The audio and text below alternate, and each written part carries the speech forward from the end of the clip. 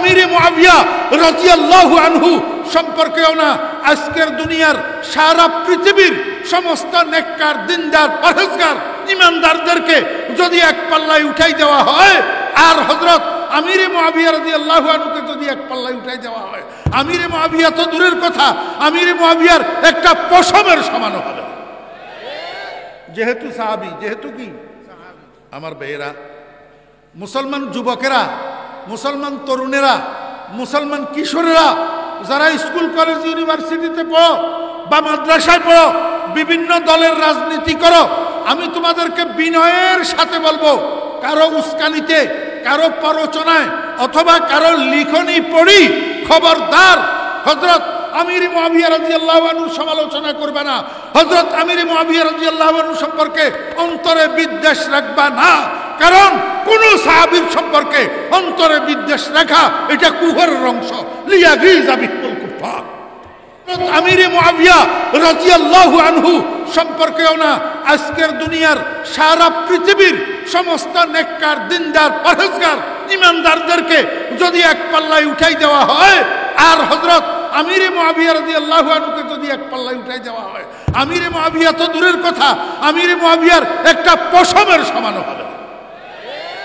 যেহেতু সাহাবী, যেহেতু কি আমার ভাইয়েরা, মুসলমান যুবকেরা, মুসলমান তরুণেরা, মুসলমান কিশোরেরা যারা স্কুল কলেজ ইউনিভার্সিটিতে পড়ো বা মাদ্রাসায় পড়ো, বিভিন্ন দলের রাজনীতি করো, আমি তোমাদেরকে বিনয়ের সাথে বলবো, কারো উস্কানিতে, কারো প্ররোচনায় অথবা কারো লিখনি পড়ি খবরদার হযরত আমির মুআবিয়া রাদিয়াল্লাহু আনহু সমালোচনা করবে না, হযরত আমির মুআবিয়া রাদিয়াল্লাহু আনহু সম্পর্কে অন্তরে বিদ্বেষ রাখবা না।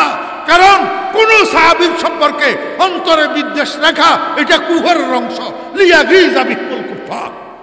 সাহাবীদের জন্য বুগজ রাখা এটা শুধুই কুফরের আলামত, শুধুই কি কুফরের আলামত। যার ঈমান মুকাম্মল না, যার কলবের ভিতরে কুফরের হিস্সা আছে, তার কলবের ভিতরে সাহাবীদের জন্য বুগজ থাকতে পারে, কিনা থাকতে পারে, অন্যথায় নয়। আমার ভাইরা, দোস্ত আহবাব, খবরদার, খবরদার, কোন একজন সাহাবী, একেবারে ১৬ লক্ষ সাহাবীর মধ্যে ছোট থেকে ছোট, বড় থেকে বড়, নিচুর থেকে নিচু, উঁচুর থেকে উঁচু, কোন একজন সাহাবী সম্পর্কে দিলের ভিতরে বিদ্বেষ রাখা যাবে না। কোন একজন সাহাবী সম্পর্কে মুখে অযাচিত, অশোভনীয়, অনাকাঙ্ক্ষিত শব্দ উচ্চারণ করা যাবে না। কথা বুঝছেন না বুঝেননি? এই জন্য আমার ভাইয়েরা, দোস্ত আহবাব, হযরতে সাহাবায়ে কেরামকে মহব্বত করবেন। হযরতে সাহাবায়ে কেরামের মহব্বত ঈমানের অংশ। হযরতে সাহাবায়ে কেরাম সম্পর্কে অন্তরের মধ্যে বিদ্বেষ পোষণ করবেন না। মুখের মধ্যে কোনো অযাচিত, অশোভনীয় কুটুক্তি, কটু কথা সাহাবীদের সম্পর্কে মুখ থেকে বাহির করবেন না। কয় সাহাবীরা মেয়ারে হক না, তোরে কবরের ভিতরে সাহাবীরা মেয়ারে হক কি না এটা জিজ্ঞাসা বলি। কবরের ভিতরে তোরে মা রাব্বুকা না জিজ্ঞাসা করবে, মা দীনুকা জিজ্ঞেস করবে, মান হাযার রাজুলুল্লাযী বুইসা ফীকুম ওয়া মান নবিয়্যুকা, এইটা না জিজ্ঞেস করবে। তুই সাহাবায়ে কেরাম মেয়ারে হক কি না সেটা তোর দেখার দরকার কি, বুঝার দরকার কি? আরে মনোযোগ আছে নি? সাহাবায়ে কেরাম মেয়ারে হক কিনা সেটাকে একপাশে একটু 2 মিনিটের জন্য রাখলাম। মনোযোগ আছে নি? সাহাবায়ে কেরাম মেয়ারে হক কিনা এটা 2 মিনিটের জন্য পাশে রাখলাম। আগে আমাকে আপনারা বলুন, সাহাবায়ে কেরাম মেয়ারে ঈমান কিনা?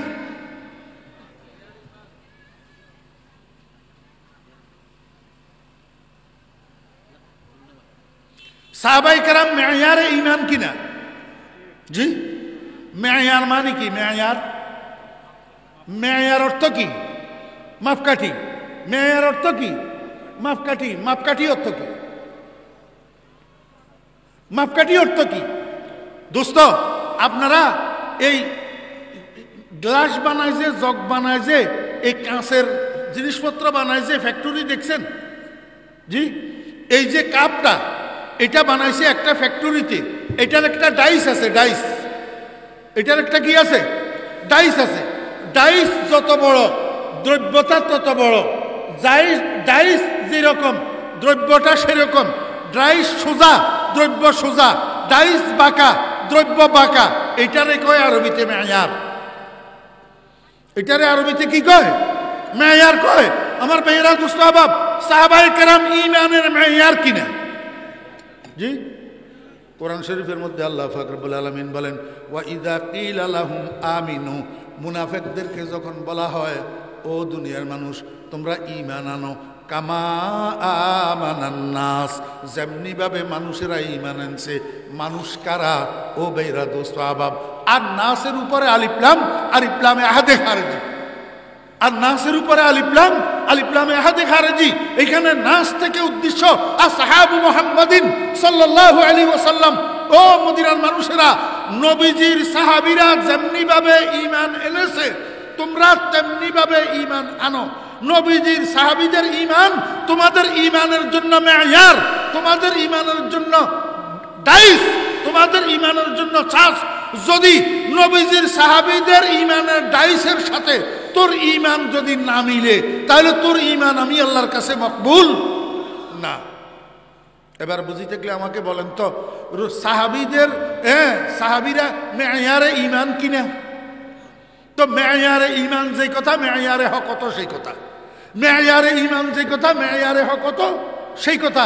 তুই কেন সাহাবীদেরকে মেয়ারে হক মানতে তোর এত কষ্ট কেন হয়?